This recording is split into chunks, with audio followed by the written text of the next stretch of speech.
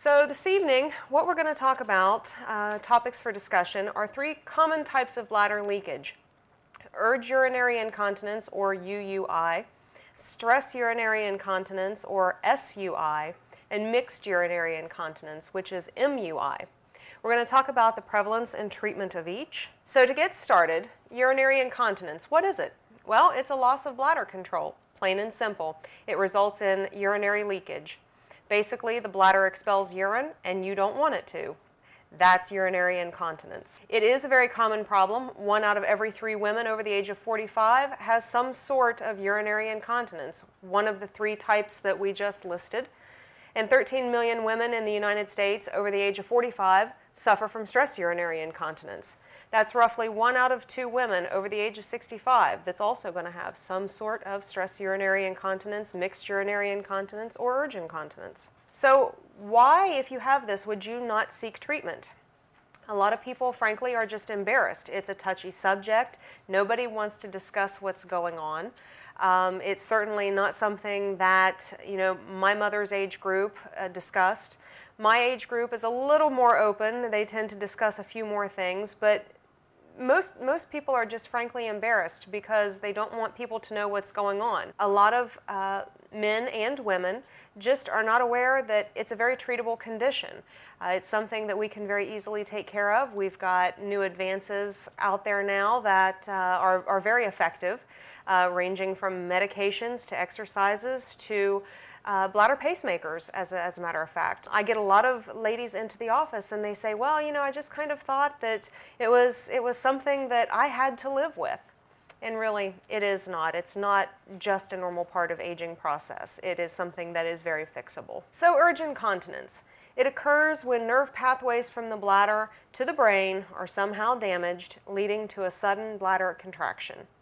Now, sometimes we simply do not know why those nerve pathways are disrupted. Sometimes people have had a stroke. Sometimes men and women have Alzheimer's disease or Parkinson's disease, something of that nature that affects the nervous system in some fashion.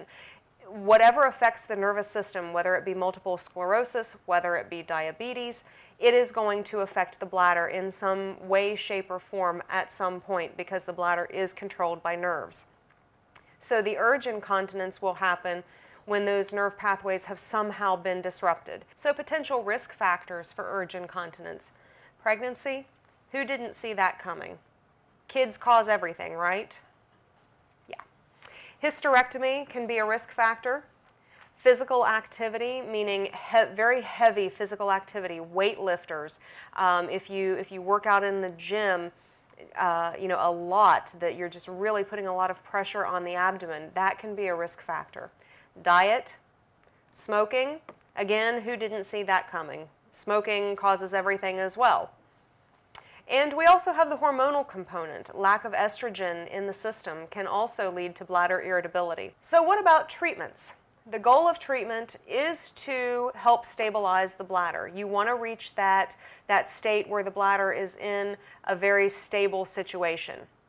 And this can mean lifestyle changes, which means you could potentially change your diet to help eliminate bladder irritability, because believe it or not, foods such as chocolate, citrus, caffeine, alcohol are bladder irritants. So sometimes it's as simple as changing your diet. Sometimes it's a matter of cutting down those activities that put pressure on the abdomen. Sometimes it's as simple as just taking a pill, and that will quiet down the bladder, quiet down those nervous pathways enough to allow the bladder to accommodate urine a little more effectively.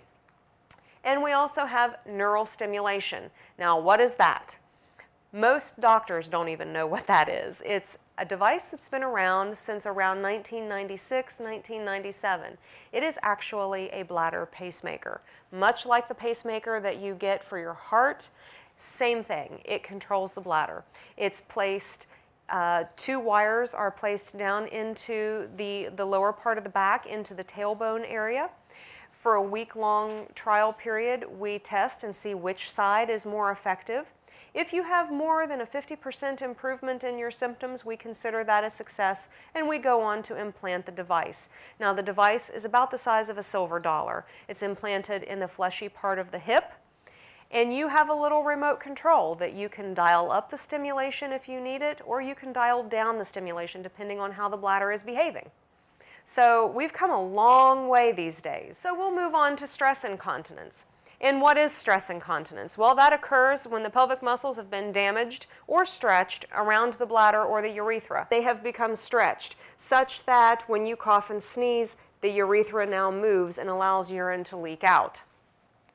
This damage can be caused by, here we go again, kids, pregnancy and childbirth, one of the #1 causes of stress urinary incontinence. Sometimes it can be caused by radiation or those situations where somebody has had radiation to the pelvis for things such as colon cancer or ovarian cancer. Sometimes it's a trauma situation, a car accident or a pelvic fracture that causes a break or a stretching of the muscles and ligaments in the pelvis. Sometimes it's prior surgery, such as hysterectomy, any other sort of bladder surgery that you may have had, even colon surgery, because it's located in the pelvis. All of these are pelvic structures, and anything that damages or stretches the pelvic muscles can potentially damage the urethra or the muscles around the urethra, allowing leakage. So the goal for stress urinary incontinence treatments, it's to strengthen or support the pelvic muscles that have been damaged or stretched. Quite simply, give the urethra a backboard. We can accomplish this by a variety of ways. Pelvic floor exercises. We have pessary devices, which are self-sustaining devices that fit up inside the vagina, help to raise the bladder up, put the urethra in a more normal position, and can help to stop the stress urinary incontinence as well. Additionally, we have what we call urethral bulking agents. Collagen-like substance injected right into the urethra, help to plump up the urethra and to help stop the stress urinary incontinence by that method as well. Surgery is the most common, I will tell you that. It is the most common form of treatment for stress urinary incontinence by means of a sling. We also have minimally invasive procedures, and this can range from anything such as little electrodes that are placed around the urethra, or little probes that are placed around the musculature of the urethra, and they are heated up. This causes fibrosis around the tissue around the urethra, and that scar tissue and fibrosis helps to tighten up the tissue around the urethra. Now we're coming to mixed urinary incontinence, combination of both urge and stress. It's often treated with both surgery and drug therapy, or a combination of treatments from each of the two categories of urge incontinence and stress incontinence.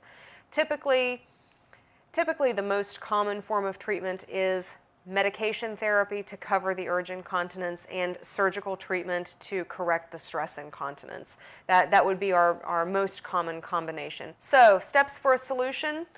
Again, you don't have to live with this. It's very, very treatable. You don't have to tolerate wearing pads all the time or using other coping mechanisms, making excuses for running to the bathroom so many times. You certainly don't have to live with this because it is very treatable. And I would encourage you to talk to your doctor or your healthcare provider about the potential options, and they will probably refer you to a specialist so that you can get this taken care of. What are you going to expect at your appointment? Well, you're going to get a complete evaluation with a history, physical exam. Sometimes you're going to get laboratory testing. You can expect to have a pelvic exam if you're a lady. Typically, they will set you up for intraoffice testing, meaning things such as putting a scope or a camera inside the bladder and taking a look around. We want to make sure that there's nothing else going on inside that bladder. Once the testing has been obtained, then at that point in time you can expect a diagnosis and to talk about treatment options with your doctor. So that brings us to the conclusion of our talk, and as it says, today's the day. You don't have to suffer from incontinence or prolapse.